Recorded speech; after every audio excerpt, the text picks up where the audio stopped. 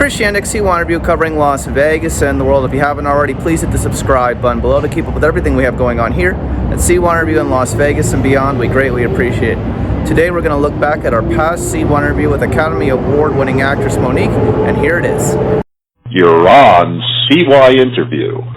I'm CYInterview. Today on CYInterview, we are here in Las Vegas with Academy Award winner and comedian Monique. She currently has an ongoing residency at the Sayers Club at the SOS. Monique, thanks so much for being on CYInterview today. How are you? I am wonderful, baby. Thank you for having me. You're most welcome. So when I heard that you were going to have a residency in Las Vegas, the first thing I said was, this is a really big deal.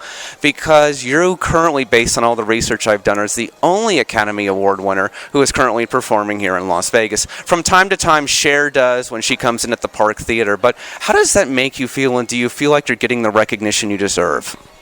Well, it's an honor to be the first black female comedian to have a residency on the Las Vegas Strip. To say, am I getting the recognition I deserve? I've been in this business now for 30 years. So I don't know if it's what I deserve, it's just what I do. And I'm grateful for the family members that's been with me for the last 30 years. I have a hard time calling people fans, because fan is short for fanatic. So to say the recognition I deserve, I'm just grateful for the family members that said, we're going to walk side by side with you, baby. Whatever you do, we're going to do it with you. So by performing in one place constantly, has this been an interesting new education for you compared to performing in a different city every night? You know what's interesting about Las Vegas? It's the world all in one room. And that's what makes it interesting. If I perform in Cleveland, Cleveland people are going to come out. If I perform in Baltimore, Baltimoreans are going to come out. But when you perform in Vegas, you don't know who's sitting in front of you, because it's the world coming to Vegas. So it could be someone from Africa, it could be someone from Poland, it could be someone from Vegas, it could be someone from California. It's the world in that room. I want to talk with you a little bit. We're going to talk, because you love to talk about many of the great African-American actresses who have come before you in other interviews, but I want to tell you a little bit about a piece of Las Vegas history you may not know about. So back in 1955, there was a place called the Moulin Rouge, and it was the first integrated hotel and casino in America. By 1960, all hotels and casinos in Las Vegas were then as well integrated. So blacks and whites could be among each other, no issues whatsoever. But interesting enough, there's a woman by the name of Saran Knight Preddy, and she was the first, and she's still the only African-American woman to ever have a gaming license. And because of her efforts in 1955, that is why all the hotels and casinos in Las Vegas ended up in 1960 integrated. Wow. I would say that oftentimes we get hidden in history. And that's the first time I've ever heard of this amazing, brilliant woman. And you would ask the question, why don't we know about her? Why don't we know the historic moment that that woman said, I want to make it equal? Why don't we know about this woman? But it also says a lot for where we've come. Because what I do know about the history of Las Vegas, there was a time it was considered the Mississippi of the West. There was a time that black people could only live on the west side. So when you hear about the pioneers, such as that beautiful sister, and you say, why don't we know about this woman? Because she needs to be celebrated in a place called Las Vegas. And I will celebrate her tonight when I go on that stage to let them know it's because of her that we were able to come together and make Vegas even more magical. I guess we'll have to be here this evening then for that one. I guess you will, Chris. But the reason I tell you about this is because this is another one of these great stories that I think Hollywood should be doing. Back in 1955, there was a Life magazine that talked about the Moulin Rouge when it opened, actually. And unfortunately, it was only open for 6 months, and there's a lot of reasons why that was. Joe Louis also had a piece in the hotel also. But it's an interesting story because of that hotel, everything else got integrated. Well, there are so many stories like that. And I don't want us to think that's a unique story, though it's a beautiful story. There are so many of our stories so rich in history that has been hidden. So to say, what do I think about that? This is not the only one. There are so many of our stories that if we do our research and our homework, we'll find out the greatness that we really are. You know, when people say to me, What is it to be the first black female comedian? I'm grateful, but I can't take that credit because there were so many before me that we don't talk about. That was Marsha Warfield. That was Thea Vidal. That was Moms Mabley. That was Lucille Bogan. And some of those women will be hidden in history because, well, they weren't deemed important enough to be talked about. So how beautiful is it that if we keep talking, the richness of who we are will keep coming out. Okay, so let's get into a lot of what's been going on with you, because you've been all around the world. Okay, and you obviously referring to being the first African-American woman to have a residency in Las Vegas on the last response, correct? To be a comedian, yes, because Toni Braxton's been here, Gladys Knight has been here, but they've been singers. But to be a comedian, yes. That's what I meant, obviously. Thank you for helping me, and I help you as well. Okay, so let's talk about this now. To begin with, so 2 days ago, as we were getting ready to set up this interview with you, I was like, I saw you on the Drudge Report because of your Washington Post feature you did recently, and I said, well, she's made now the world news segment, because that's where all the serious news and the topics of politics, news, sports, and entertainment, they link to all the different big articles on the internet every day, and it's like a commentary conversation of what's going on. Newsrooms across the country look at that thing as what they're going to be covering in the news every day, so you must feel like your comments are now reaching a global audience and something of what you're saying has value. Well, when you're saying the truth, doesn't truth always have value? Well, of course, I would hope so. If we don't have truth in this society, we have nothing left. Sometimes it just takes us a minute to catch up to it. They say a lie travels around the world before the truth leaves the couch. So sometimes it just takes us a minute to catch up to the truth. Well, I'm going to first say something to you. I don't think that you're a pariah, and I don't think you're an outcast, just for the record. Because, you know, the headline, of course, said on the Drudge Report, and this was, of course, from the Washington Post, Monique went from Oscar winner to Hollywood pariah. Can she bounce back? Number one, I don't think you're ever going to have to make a comeback because you never left, but I don't think you're a pariah either. Well, tell me exactly what a pariah is. An outcast. Okay. I don't believe I'm a pariah either, baby. And you have to ask yourself, sometimes do we do headlines to sell papers? Because I've never considered myself an outcast. I think that what happens is sometimes we buy into stories that we really don't know what the story is. We'll just listen to someone's opinion about what they think it is. But for the sister that wrote the article, that's a question you would have to ask her. I think her name is Helena Andrew. Yes, correct. Yeah, because never have I considered myself an outcast. Oh, I don't think you are either. I just think you're another person doing your original thing in show business, and that's really what it is. So let me get back to where I was, and I want to ask you now some clarifications, because I don't think you've really had the opportunity, and I don't think other journalists have done a very good job at letting you clarify things. I don't know if you agree with that or not, but I think when you get 8 minutes, you don't get a real chance to clarify stuff, and sometimes people will write up things and they misinterpret you. So I'm going to give you a chance to really clarify some things. So let's just start out with this. So, big thing, of course. So when you were asked to go on the international press tour for Precious, they were not going to cover your flight, hotel, living expenses? No, they were going to cover my flight. They were going to cover my hotel. But you had to cover a check. I could not travel overseas for free. My deal was with Lee Daniels. Contractually, I completed all of my obligations with Lee Daniels. Once Lee Daniels sold that film to Lionsgate, I had no more contractual obligations because I had no deal with Lionsgate. So when Lionsgate wanted me to come across the waters to promote the film and to promote and campaign for the Oscars, I said, guys, I'm going to respectfully decline. I'm going to spend this time with my family. And they kept asking my husband, who was my manager, what is it going to take to get Monique over here? We'll extend her stay and she can have a vacation. Guys, I don't need you to pay for me to have a vacation. Give me the money so I can take care of my family. But what I cannot do is do you a favor, because what you wouldn't do is do me one. This is business. And that's what everybody went up in arms about. How dare you, Monique, not do what you're being asked to do? Well, guys, this is called business. And what I'm not going to do is work for free. We've already done that.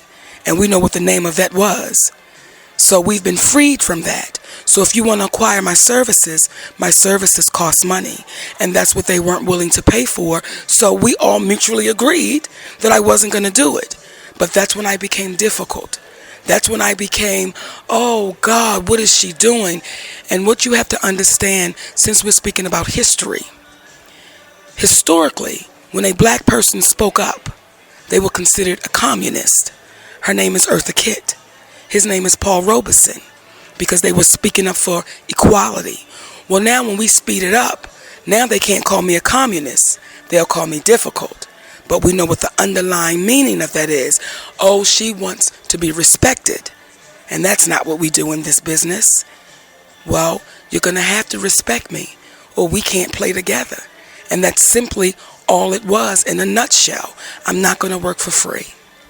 Well, here's what I'm going to say to you. I did a lot of research online. There was one article where it said you didn't get paid anything and they weren't going to cover any of the expenses. So I just don't think you've really had a chance to really explain that. So thank you for clarifying that.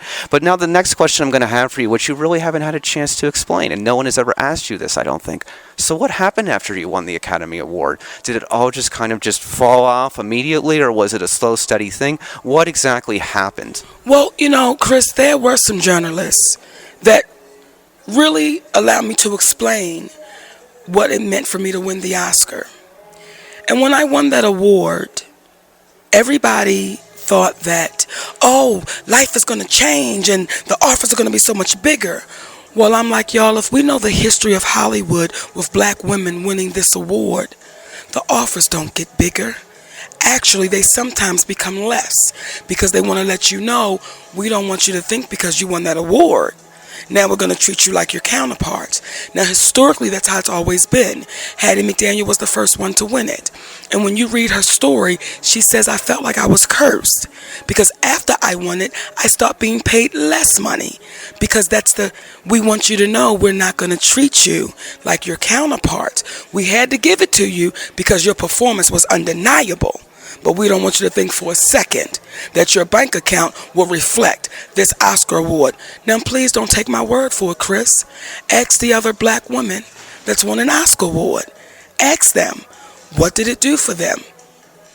I 100% understand what you're saying, and obviously we can look at some recent examples like Lupita Nyong'o, who went through kind of a small stretch of nothing after winning her Oscar, and then had a few projects recently, but I understand what you're saying. But there's a lot of supporting actresses and a lot of people in Hollywood who do have one Oscar, and then for reason the calls do fall off. But I understand you're going to say Jennifer Hudson. She won an Oscar. She had a few roles after that. What has she done lately? Well, no, I'm not going to say Jennifer Hudson. What I am going to say is we can look at our sister Octavia Spencer, who just got a deal at Netflix, who LeBron James had to step in and say, you've got to pay her equally. Now, that's an Oscar award winner. And we're grateful that LeBron James said, not on my watch.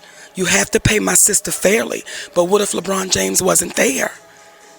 And she's an Oscar award winner. So let's not talk about the ones that you may feel like fell off. Let's talk about the ones that's getting the work, where other people have to step in and say, pay her fairly. When you hear Jessica Chastain had to step in for Octavia Spencer and say, pay her fairly. Well, she's an Oscar award winner. Jessica Chastain is not. So we don't have to talk about who you believe fell off. Let's talk about the one that's getting it. Why does other people have to step in for her to be treated fairly? So you're saying, and I think this is a very interesting question, and then I'll get back to what I was going to talk about and we'll move forward because I got another follow-up for you on this one. I think you'll like this. But so you're agreeing that there's a separation between people who have work but aren't getting compensated and people who just aren't getting work for whatever reason. Well, Chris, here's what I don't do when I do interviews. I don't answer questions that you already know the answer to, because it's in your face.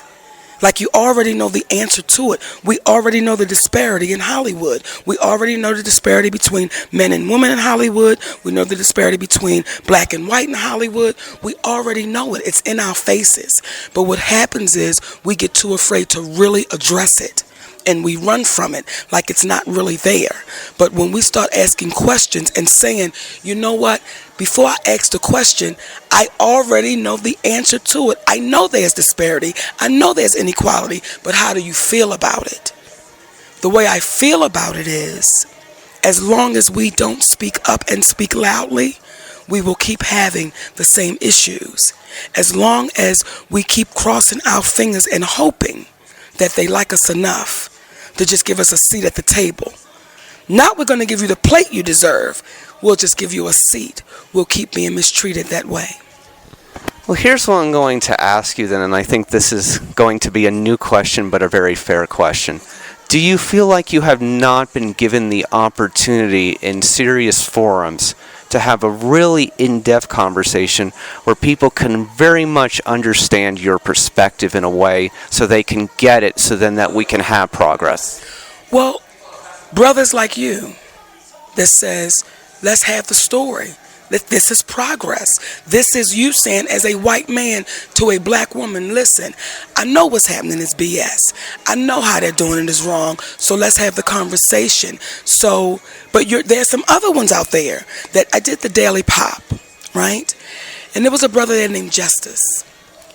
And he was so thorough in his conversation that he made it easy for us to talk, because he approached it with, I know how it is.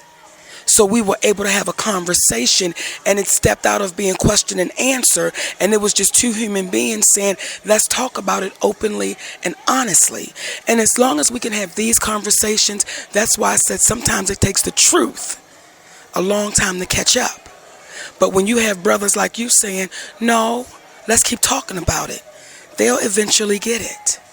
Yeah, I think really what I would say to you is that I meet you, and I knew based on basically the work that I followed, your career. I've seen the Parkers, I've seen Precious, I've seen some of your comedy routine, and it's not like I didn't know who you were. And so I was like, the minute that you came to town, I'm like, an Academy Award winner is going to have a residency in Vegas. This is a big deal.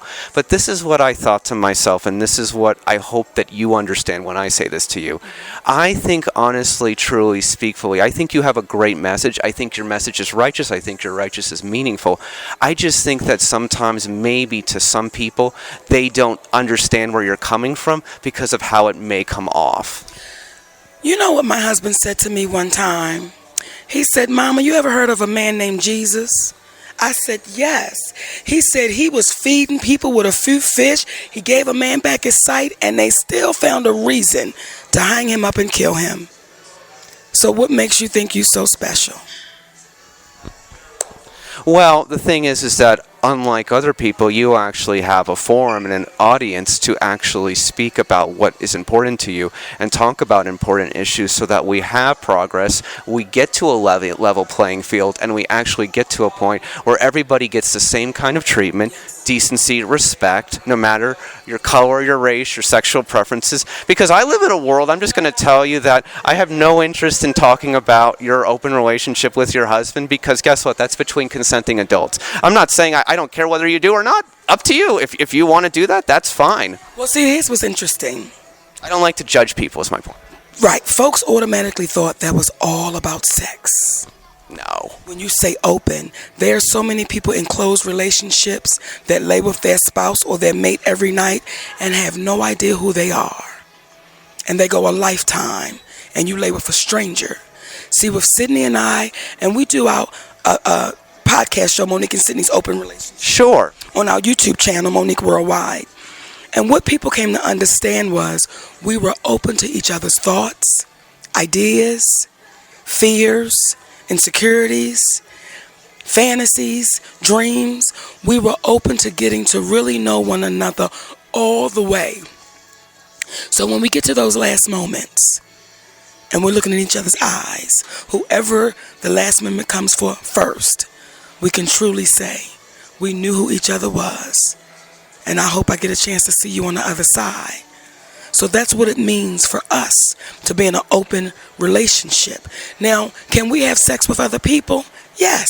That's not a deal breaker. That's not something that makes us say, oh, God. And by the way, and that's between you and him, and I don't care. However. And I'm not going to judge you for that. Don't you do it, Chris. But when you fall in love for real, that part gets dropped off. And you're just open to giving this person all of you. Not half of you, not most of you, but you're open to giving them all of you.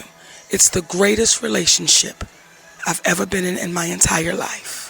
Okay, so let's get back to a few of my other things, and we're going to go to page 2 now. Let me just go down a list of a quick few things. You may have professional differences, obviously, with Whoopi Goldberg, but do you like her as a person? Is it just professional disagreements, is it fair to say? I love Whoopi Goldberg as a person. She is my sister. It is simply a professional disagreement. See, I don't agree working for free. My sister Whoopi feels like that's a part of it. We just simply disagree professionally. But as a person, I love my sister. I just disagree with her professional opinions. Agreed, 100%. So let's move forward now to the Netflix thing. Did you and Sydney ever think about saying to Netflix, hey, I'll take the $500,000, but give me something on the back end if I do well? Was there ever those discussions, or was there ever any thoughts to discuss in that regard? Netflix never even negotiated. They said $500,000, take it or leave it.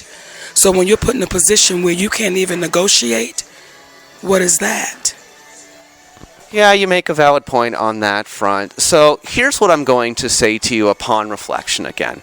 I just think the problem with what's going on with you and the reason you're getting the treatment you are is because you're just not given an opportunity to deliver your message in a very calm, subtle environment where you get to talk in depth, you're not interrupted by people, and people are just kind of labeling you in a certain category, and I think that's wrong. Well, let me be clear about something.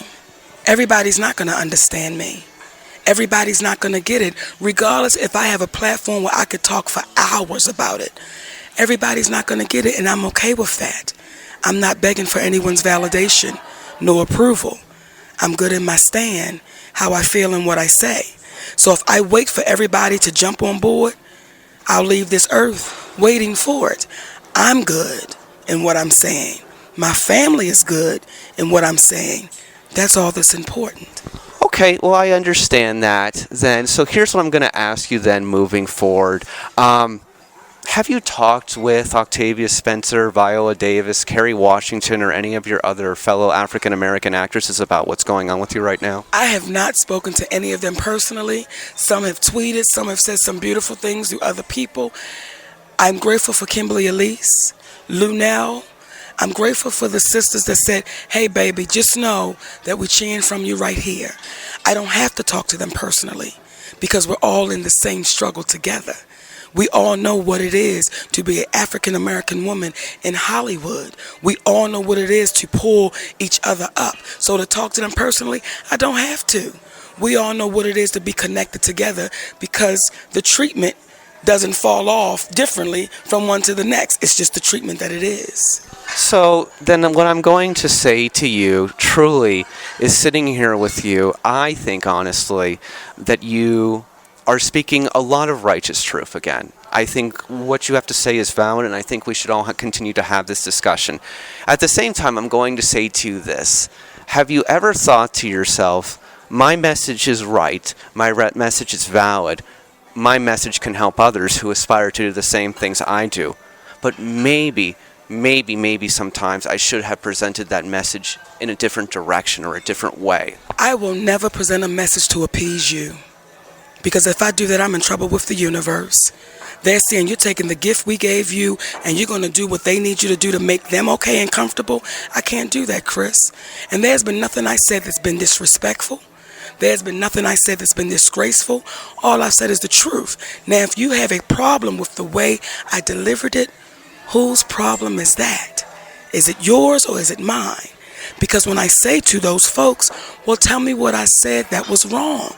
Well, maybe you could have just said it a little differently. Well, for whom? Who am I saying it a little different for? Am I saying it so that you can say, oh, well, just soften it up? For who am I doing that for? This is Monique's voice. Why ever should I change my voice to make you taste it and it be good for you to swallow? For the ones that get it, they approach me every day. Sister, we standing with you. For the ones that don't, I just know they don't understand the truth yet. And I'm patient. But no. See, I've had people say to me, could you have just said it a little different? Well, tell me how you think I should have said it. Well, I don't know. Well, then, if you can't give me the solution, what you think I'm going to say after that? No, I hear you. I think the problem is that you go on The View for 8 minutes, and this is not an 8-minute conversation. You're exactly right. It wasn't an 8-minute conversation. I was at The View all day long when the show started. So the very thing I go on The View to speak about, which is inequality, is the way I felt when I went out there to speak. You guys rushed me through it. You know what this conversation is. And then it's, okay, we got to go. I could have schooled you. Now we got to go.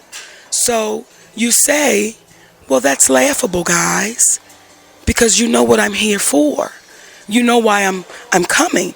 And if this was going to be the treatment, I would have said no, thank you. But I appreciate what you gave me, because from that 8 minutes, people got a chance to see what was real. And when you have people that are saying, Monique, don't back down, don't back up. See, when you say to me, Chris, could you have said it a little differently? You're a white man asking a black woman, could I have talked a little differently? But there's a little black girl that's not born yet. And that baby depended on me, just like I depended on the ones when I wasn't born yet to speak up for me. So no, I can't say it differently, because you've never walked in my shoes.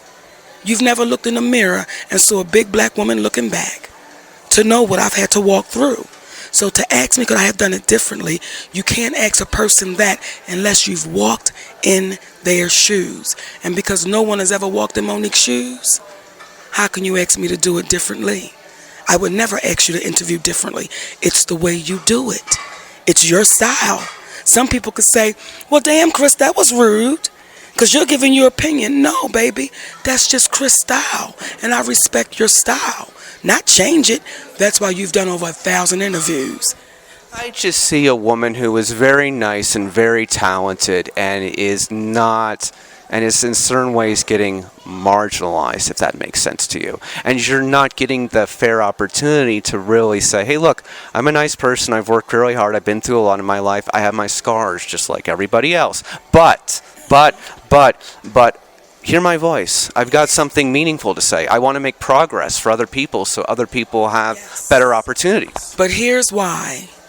When people say, you've been marginalized or thrown away, well, I'm the first black female comedian to have a residency at the SLS in Las Vegas, Nevada. So I don't feel any of those things. What I feel is, if I keep speaking, the universe gonna make a way. When this residency came up, people thought I was done. Oh, she's making a... I didn't think you were done, by the way. I didn't know that you had left, by the way. Right. So I don't buy into being marginalized, being thrown away, being a pariah. I don't buy into any of that, because Monique's life kept going. I just had to keep speaking. And because people didn't see me on TV or in the movies, they thought, oh God, baby, I've never stopped. Since the day I made the announcement about boycotting Netflix, I've never stopped. Once Lee Daniels said she was difficult and she was demanding, I've never stopped. When Tyler Perry said, oh, she was a problem, I've never stopped. When Oprah Winfrey said, oh, she's negative, I've never stopped. Because I can't allow their opinions to stop my progress.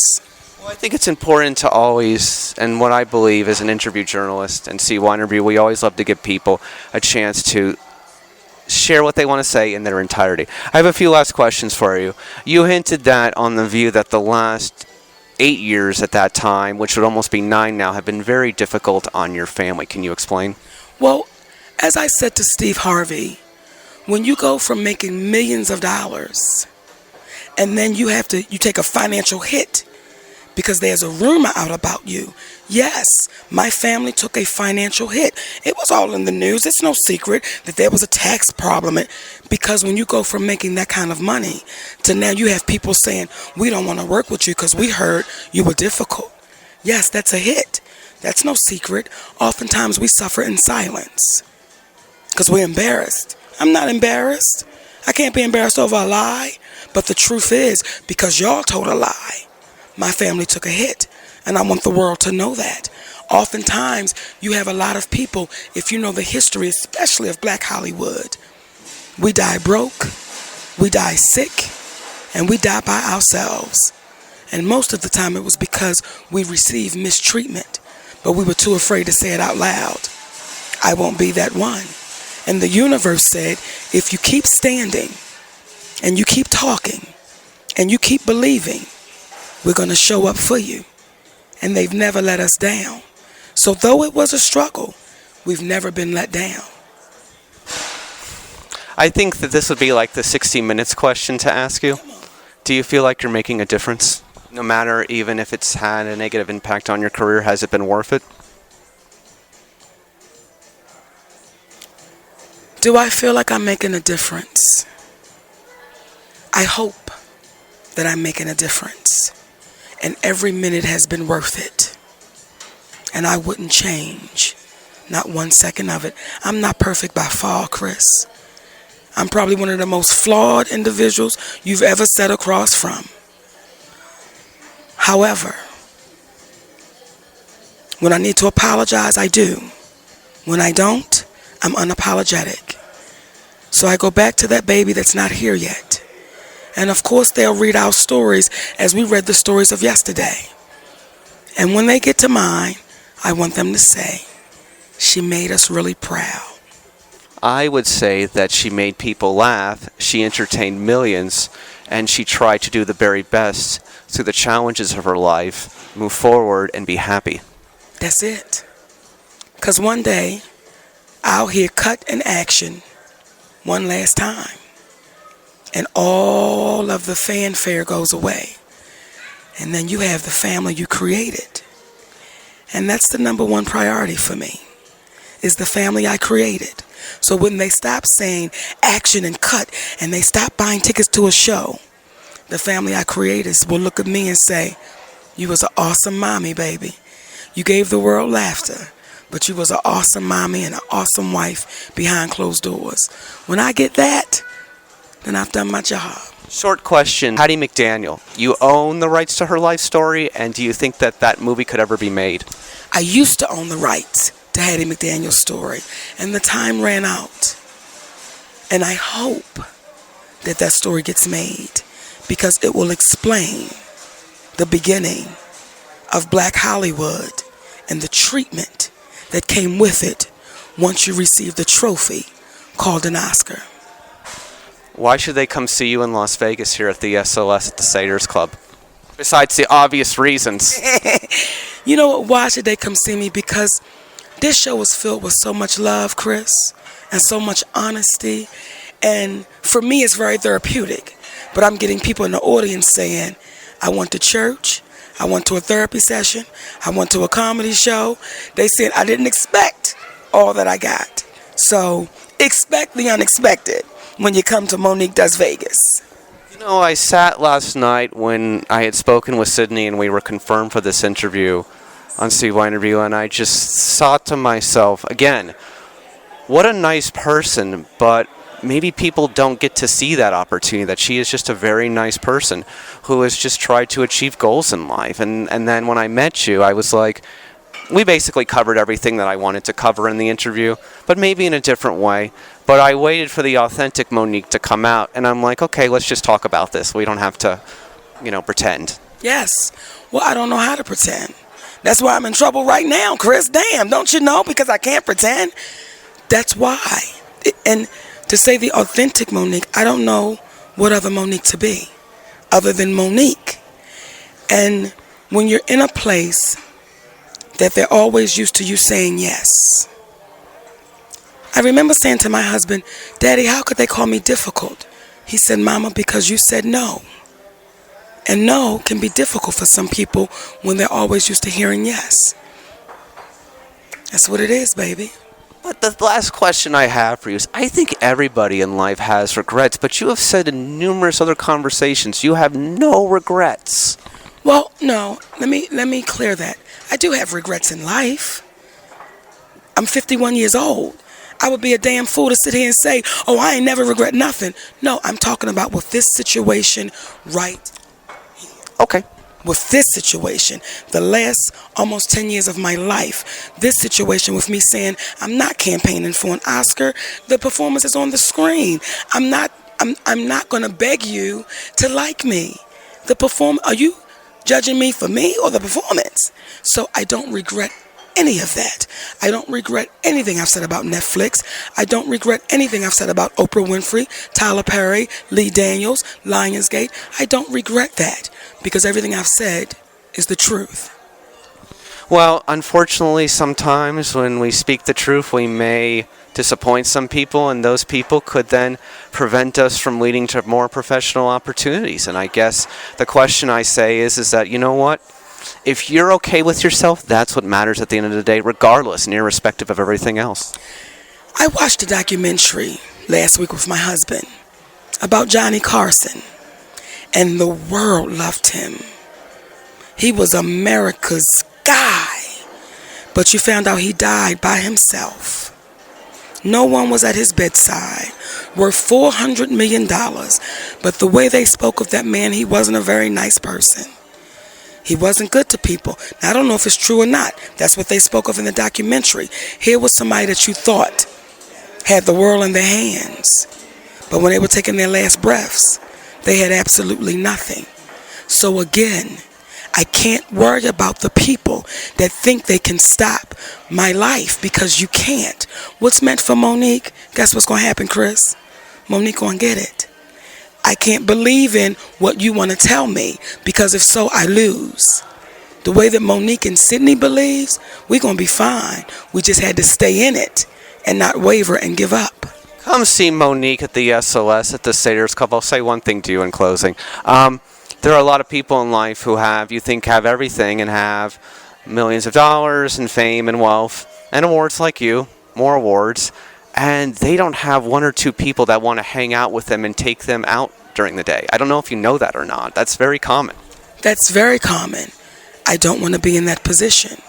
That's why, again, when you say, should you have changed it? When my babies say to me, Mommy, we proud of you. When my husband says to me, Mama, I'm proud of you, and it's an honor to stand by my wife, and I can look at my family and say, I'm proud of y'all, and it's an honor to stand by my husband, that's all that matters, Chris. Monique, thank you so very much. I really appreciate it. And you know what? I before doing this CY interview segment with you, I knew one thing. I was like, well, you know, sometimes, okay, so Just to make a very quick history, I run an independent media outlet with my colleague online with all these interviews, and the audios are there, and we've had everybody on, as I've told you. And I've never, ever worried about asking anybody any kind of question or any kind of topic, because I get to do my own thing, much like you like doing your own thing. So I went into this conversation knowing that we were going to discuss what I always thought, and we got to, and I knew that there was not going to be any concerns or worries in closing. Thank you, sweetness. As long as we have more like you, the truth will keep getting out there. Thank you so much. Thank you, Chris. For CY Interview, I'm Chris Yandek.